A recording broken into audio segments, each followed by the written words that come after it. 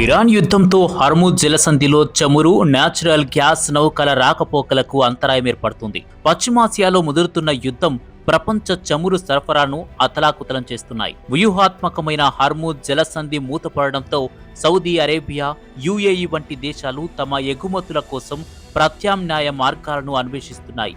అయితే ఏ మార్గమూ హర్ముజ్కు పూర్తి స్థాయి ప్రత్యామ్నాయం కాదు. ప్రపంచానికి అందే చమురులో రోజుకు సుమారు 21 మిలియన్ బ్యారెళ్లు, 5వ వంతు సహజ వాయువు కేవలం హర్ముజ్ జలసంధి ద్వారానే రవాణా అవుతుంది. ప్రస్తుత యుద్ధం కారణంగా ఈ సరఫరా నిలిచిపోవడంతో గల్ఫ్ దేశాలు ఇతర మార్గాలపై దృష్టి సారించాయి. సౌదీ అరేబియా, యుఏఈలు తమ చమురును జలసంధి బయటకు తరలించడానికి పైప్ లైన్లను, అలాగే కెనడా, అమెరికా ద్వారా ఇతర మార్గాలను మరియు సుదూర సముద్ర మార్గాలను ప్రత్యామ్నాయాలుగా ఉపయోగిస్తున్నాయి. హర్ముజ్ జలసంధి మూసివేత నేపథ్యంలో సౌదీ అరేబియా మరియు యుఏఈ నిర్మించిన పైప్ లైన్ వ్యవస్థలే ప్రధాన ప్రత్యామ్నాయ మార్గాలు. ఇవి చమురు ట్యాంకర్లు ఇరాన్ నియంత్రిత జలసంధి గుండా వెళ్లకుండానే నేరుగా ఎర్ర సముద్రం లేదా గల్ఫ్ ఆఫ్ ఒమన్ కు చమురును చేరవేస్తాయి. కానీ ఇవి హర్ముజ్ సామర్థ్యంలో తక్కువ శాతం మాత్రమే రవాణా చేయగలవు. సౌదీ అరేబియా పర్షియన్ గల్ఫ్ నుండి ఎర్ర సముద్ర తీరానికి చమురును చేరవేసే ఈస్ట్ వెస్ట్ పైప్ లైన్ పై ఈ దేశం ఆధారపడుతుంది. కానీ దీని సామర్థ్యం రోజుకు 5 నుంచి 7 మిలియన్ బ్యారెళ్లు మాత్రమే. అంటే హర్ముజ్ ద్వారా వెళ్లే దాంట్లో ఇది కేవలం 3వ వంతు మాత్రమే. యుఏఈ హర్ముజ్ తో సంబంధం లేకుండా నేరుగా గల్ఫ్ ఆఫ్ ఒమన్ కు చమురును పంపే అబ్షాన్ పుజైరా పైప్ లైన్ ను ఉపయోగిస్తుంది. ఇక నుండి భారత్, చైనా వంటి దేశాలకు రవాణా సులభం. అయితే దీని సామర్థ్యం కేవలం 1.5 నుంచి 1.8 మిలియన్ల బ్యారెళ్లకు మాత్రమే ఇది పరిమితం.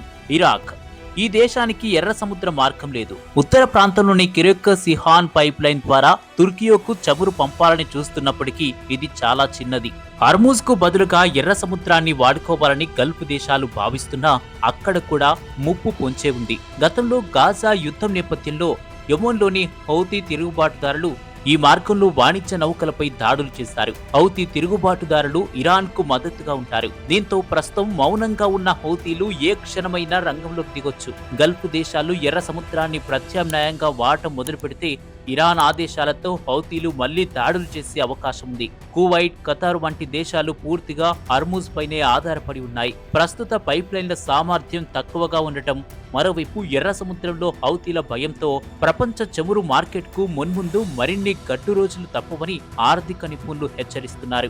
ఇండియా తన చమురు అవసరాల్లో 80% పైగా దిగుమతులపైనే ఆధారపడుతుంది. అందులో ఎక్కువ భాగం గల్ఫ్ దేశాల నుంచి వస్తుంది. హర్ముజ్ బ్లాక్ అయితే పెట్రోల్ ధరలు భారీగా పెరుగుతాయి. ఎకానమీపై ఒత్తిడి, ఇన్ఫ్లేషన్ పెరుగుతుంది. ప్రపంచ యూరియాలో 30% హర్ముజ్ జలసంధి మీదుగానే వస్తుంది. పెట్రోకెమికల్స్ నుంచి యూరియా వస్తుంది.